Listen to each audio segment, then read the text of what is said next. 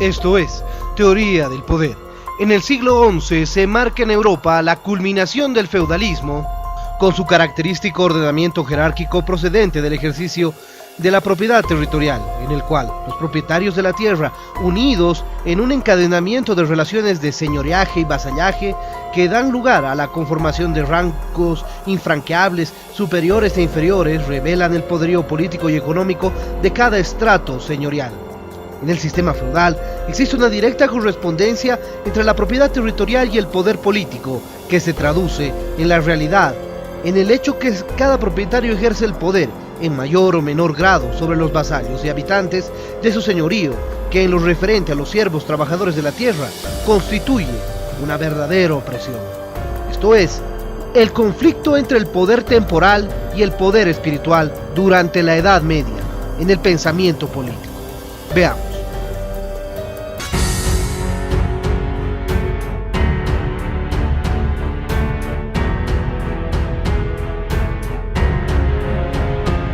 El poder y la libertad, los principios y anhelos humanos que han marcado la historia y marcarán el futuro de la humanidad. Acompáñenos a tratar de entender por qué la humanidad busca tanto el poder y persigue permanentemente la libertad. Veremos.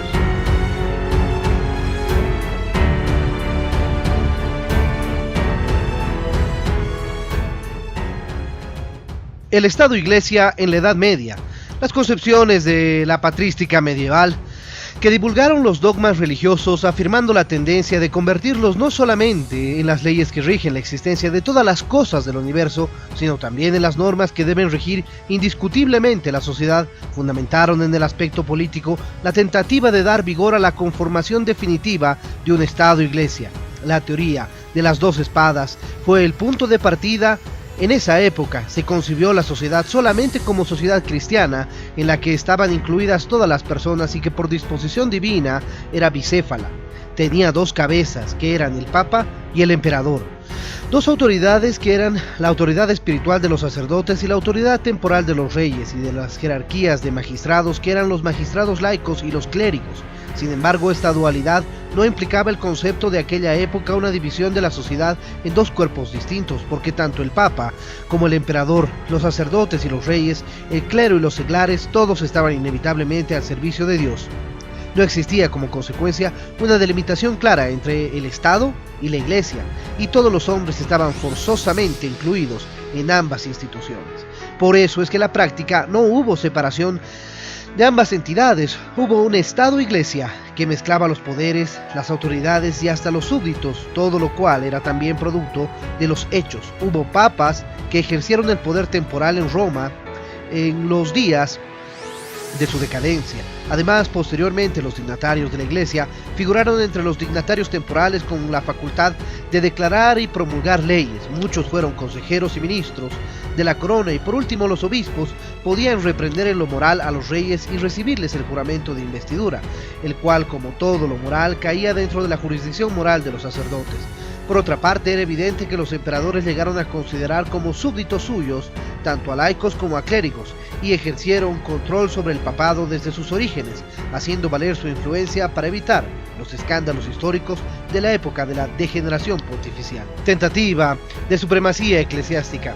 Durante el siglo XI, la Iglesia, en un propósito de tratar de alcanzar la independencia, estaba empeñado en realizar acciones que lograran ese cometido. En ese sentido, obligaron a que muchos de los papas dieran la posibilidad de un derecho de apelación que servía a obispos y a clérigos para la posibilidad de impugnar las decisiones de un rey o una autoridad laica, con el objetivo de que el Papa establezca la suspensión o paralización de la determinación tomada por el rey o la autoridad laica. En ese sentido, los sacerdotes lograban de cierta manera paralizar las decisiones del poder terrenal, y en ese sentido también se lograba una imposición del poder espiritual sobre las decisiones que debían competirle a estrictamente los reyes. Pero por eso es que empezaron a producirse pugnas permanentes en todos los reinos, porque los reyes no querían aceptar las determinaciones del Papa,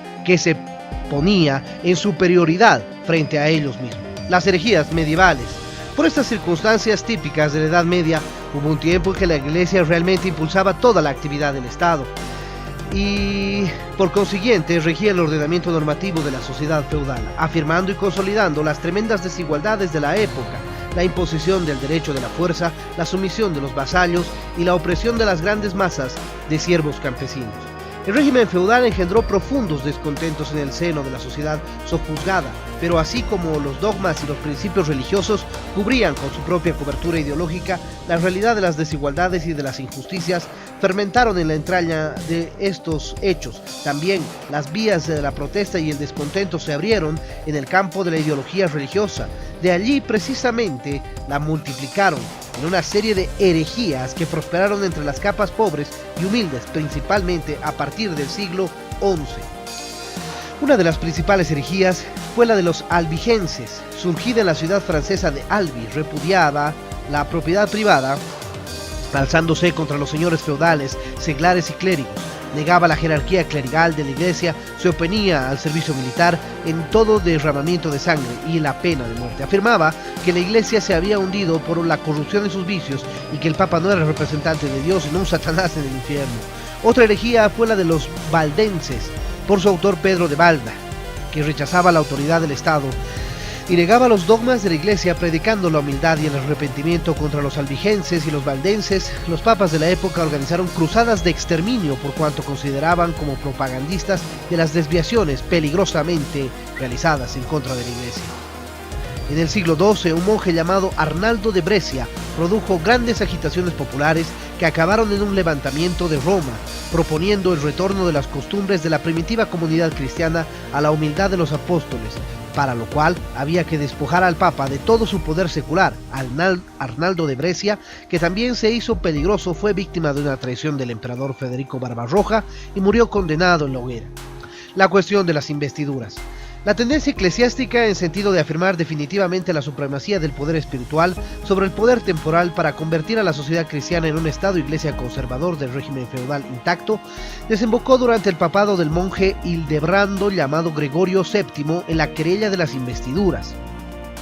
Hasta entonces, los agentes del emperador acostumbraban en nombre de este investir de su dignidad y de sus facultades a los obispos, entregándoles simbólicamente los signos de su autoridad espiritual, que eran el báculo y el anillo. En el año 1075, Gregorio VII prohibió esta investidura y la intervención de los gobernantes laicos en la elección de la consagración de las dignidades del alto clero, provocando una resistencia del emperador Enrique IV, quien al año siguiente hizo una tentativa para deponer al Papa, pero en este se defendió excomulgando a aquel y dispensando a sus súbditos del juramento de fidelidad. La lucha se entabló en el 1080. Enrique IV pretendió sustituir a Gregorio VII por el antipapa Clemente III, pero Gregorio VII replicó declarando legítimas las pretensiones de Rodolfo de Suabia a la corona imperial de Alemania. Después de la muerte de los dos protagonistas de este primer conflicto, recrudeció la lucha conducida del lado del poder temporal por el emperador Enrique V, hijo del anterior, y concluyó aparentemente con el Concordato de Worms, suscrito en 1122, por el cual el emperador renunció a la facultad de poder temporal de investir a los obispos con el báculo y el anillo, pero conservó el derecho de transmitir las funciones políticas y el voto de la elección de los obispos. Sin embargo, las discrepancias entre el Papa y el emperador continuaron latentes hasta finales del siglo XII. Entonces, tenemos una clara posición por parte del Papa Gregorio VII contra el rey de Alemania, Enrique IV.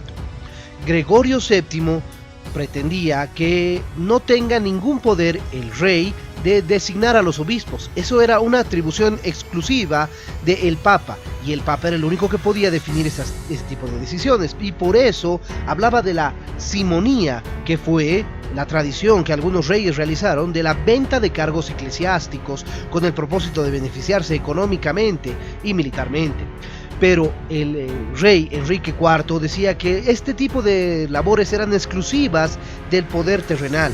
Frente al embate realizado por el Papa de ponerlo y de reconocer a otro rey, él alegaba que el derecho de sucesión hereditaria era consagrado por mandato divino y no podía deshacerse, y por tanto no podía existir ninguna posibilidad de que el Papa desconozca la consagración de su poder divino. En ese sentido, la solución al final terminó en el sentido de que el rey decidió renunciar a los poderes de investidura de los obispos. Pero eso no fue lo último. También existió en Francia otra disputa entre el Papa Bonifacio VIII y el rey Felipe el Hermoso de Francia. De igual manera existían problemas entre las designaciones y los poderes, y al final los papas decidían si se declaraban herejes o no a determinados reyes. Las universidades. En las postrimerías del siglo XII y durante el siglo XIII hubo una contraposición a las épocas anteriores, una notable actividad intelectual y académica que fue impulsada por las universidades y también por las órdenes mendicantes de la Iglesia, tales como los dominicos y los franciscanos, en que las cruzadas, la restauración y el desarrollo de las ciudades, los viajes determinados por un desmesurado crecimiento económico e intercambio comercial, abrieron la mentalidad de los europeos a nuevas regiones y a nuevos fenómenos. Por eso es que en los siglos XII y XIII se amplió de modo insospechado la ansiedad de los conocimientos y nuevos, fundándose las universidades, entre las que sobresalieron la de Bolonia, la de París, la de Oxford y la de Salamanca. Una de las universidades que comprendía una facultad inferior donde el estudio debía aprenderse previamente las 7 artes liberales y después debía pasar a una facultad superior en la que su libre elección, teología, jurisprudencia o medicina, eran las carreras que en ese momento debían estudiarse. La discusión o dialéctica era muy importante y los estudiantes sostenían en las clases fuertes discusiones tratando de demostrar su habilidad en la expresión y su capacidad de análisis respecto de los estudios de la filosofía y los conocimientos de la teología.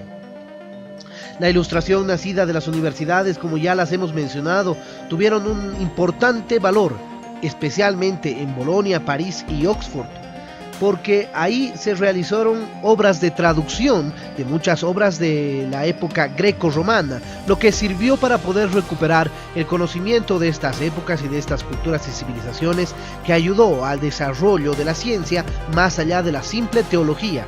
Por supuesto, un importante teólogo durante esta época que tuvo la posibilidad de estudiar filosofía, sociología, teología y comprender los avatares de la política fue Santo Tomás de Aquino. Santo Tomás de Aquino. El pensamiento de Aristóteles llegó a Europa medieval por intermedio de fuertes árabes y judías. La Iglesia consideró a estas versiones marcadas con el sello de la infidelidad y prefirió apoyarse en la reconstrucción directa, resultando de esta medida que muy pronto la Iglesia convirtió a Aristóteles en la piedra fundamental de la filosofía cristiana. Un monje de la orden dominica llamado Tomás de Aquino participó de esta obra. Tomás de Aquino, hijo de una familia aristocrática, fue representante, el más vigoroso por supuesto, de la escolástica católica. En la Edad Media dominó esta corriente ideológica religiosa cuyo principal propósito era demostrar la veracidad de los dogmas cristianos mediante un razonamiento lógico formal. La escolástica sostenía que la filosofía está al servicio de la teología y por tanto, en última instancia, el racionalismo filosófico fue considerado como mero auxilio de la fe. La filosofía tomista trata de realizar una síntesis universal proclamando que Dios y la naturaleza son tan inmensamente grandes como para permitir la infinita variedad de cosas y de seres que encierra la vida finita y limitada. Tomás de Aquino afirma que todo el conocimiento humano forma una sola pieza, pero existen las ciencias particulares con un objeto especial, cada una, y también la filosofía, que trata de fijar los principios universales de toda culminación, pero de todo sistema se encuentra la teología, basada en la revelación divina, la cual sin embargo no es contraria a la razón, sino que es la fe en su realización plena y su contemplación. Para Tomás de Aquino, el universo está constituido por una jerarquía que comienza en Dios y llega hasta el último de los seres de la naturaleza. Todo ser busca su perfeccionamiento y encuentra su lugar en aquella escala jerárquica según su grado de perfección. La superior manda y utiliza a la inferior, en forma similar a como Dios manda sobre el mundo y el alma sobre el cuerpo. El hombre ocupa el lugar especial en este conjunto de seres, porque no solo, como estos, posee una naturaleza corporal, sino que está dotado de un alma espiritual y una razón que lo hace afín a Dios. Santo Tomás tiene una de las obras más importantes de la teología y la filosofía cristiana. Se ocupa de fundamentar la base teológica y filosófica de su época con el objetivo de aclarar las diferencias entre la vivencia contemporánea de la Edad Media y del comienzo del Renacimiento hacia entender una forma de vida un poco diferente. Santo Tomás de Aquino elabora su obra Summa Theologica y en esta obra nos habla sobre 4 leyes. La ley eterna, que se identifica con y confunde con la razón humana, se presenta en los fenómenos naturales como el orden que requieren estos para su existencia. Las inclinaciones naturales del hombre y la parte de la razón que descubre las verdades evidentes están regidos por la ley eterna, que tiene el sello de la perennidad. Por otro lado, tenemos a la ley natural, que es el reflejo de la ley eterna de las cosas y los seres creados de la naturaleza. La ley natural gobierna el nacimiento y el crecimiento de los hijos, establece las normas morales, es base de la legislación de los pueblos que en virtud de la ley natural tienen similitud. También tenemos la ley divina, que es la revelación divina que se ha expresado en los actos como la ley mosaica del monte Sinaí, que para el cristianismo consta en las Sagradas Escrituras. Está destinada a corregir la imperfección de la ley humana. Y finalmente tenemos a la ley humana. No es otra cosa que el derecho positivo, que está destinado especialmente a los hombres, a quienes aplica los principios superiores de orden que prevalecen en el universo y que conducen al bien común. El recrudecimiento de las disputas entre el Estado y la Iglesia. Existió también una disputa entre Felipe el Hermoso de Francia y el Papa Bonifacio VIII. Los papas entendían a la Iglesia como una especie de imperio romano en el que el Papa se encontraba por encima del rey temporal. Y es por eso que cuando Felipe el Hermoso decidió imponer impuestos para que pague el clero francés, el Papa decidió prohibirles a los obispos que paguen los impuestos en Francia. Y lamentablemente ahí surgió un sentimiento nacionalista por parte de los mismos obispos que se opusieron a las decisiones del Papa, surgiendo así por primera vez el derrocamiento de la idea y el concepto de este cuasi y pseudo imperio romano que supuestamente estaba a la cabeza del Papa. Por supuesto que en los hechos y en la realidad la situación no era así. Fracaso del Estado-Iglesia. En esta fase de la controversia entre los dos poderes, el poder eclesiástico, en una tentativa de forzar la solución en su favor, pretendió avanzar definitivamente sobre el poder temporal, y este, en defensa de sus prerrogativas y de su esencia misma, se vio obligado a limitar al pontificado a las cuestiones de la mera conciencia y moral, haciéndolo dependiente de un brazo secular en todo aquello que fuese temporal y requiriese del poder coactivo.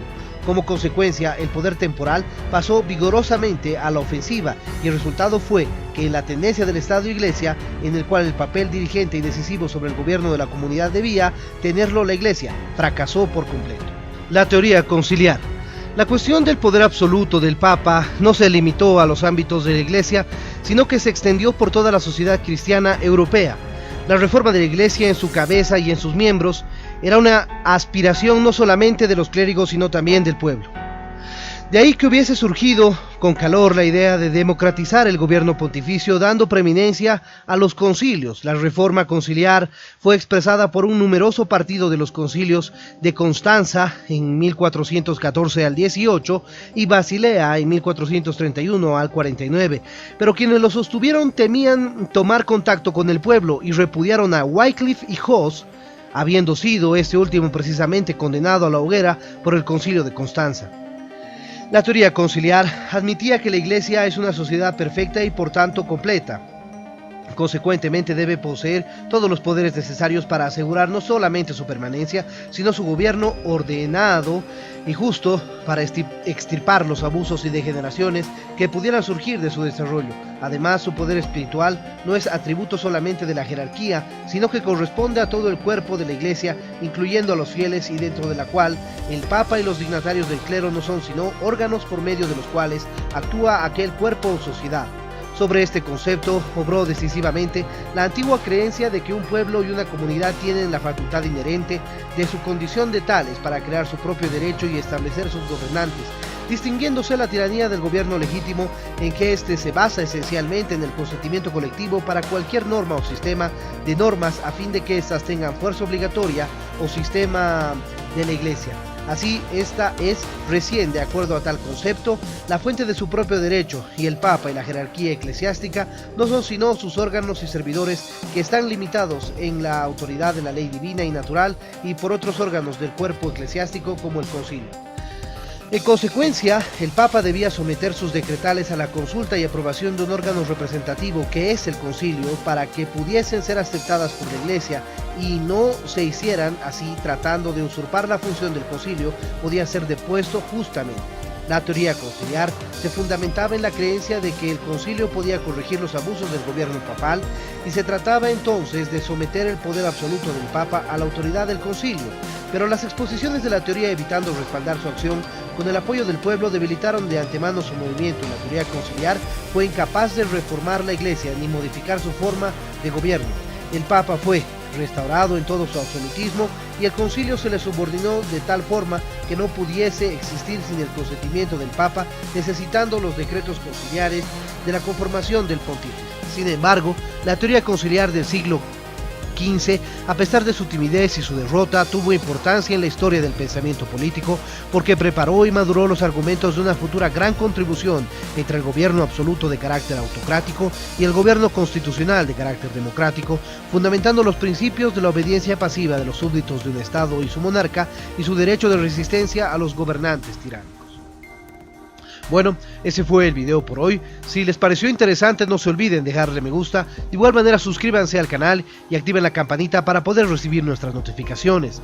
Déjenos su comentario para poder realizar un debate permanente sobre este tema. Compartan el video para que pueda llegar a más personas y en ese sentido estaremos con otro video aquí en Teoría del Poder.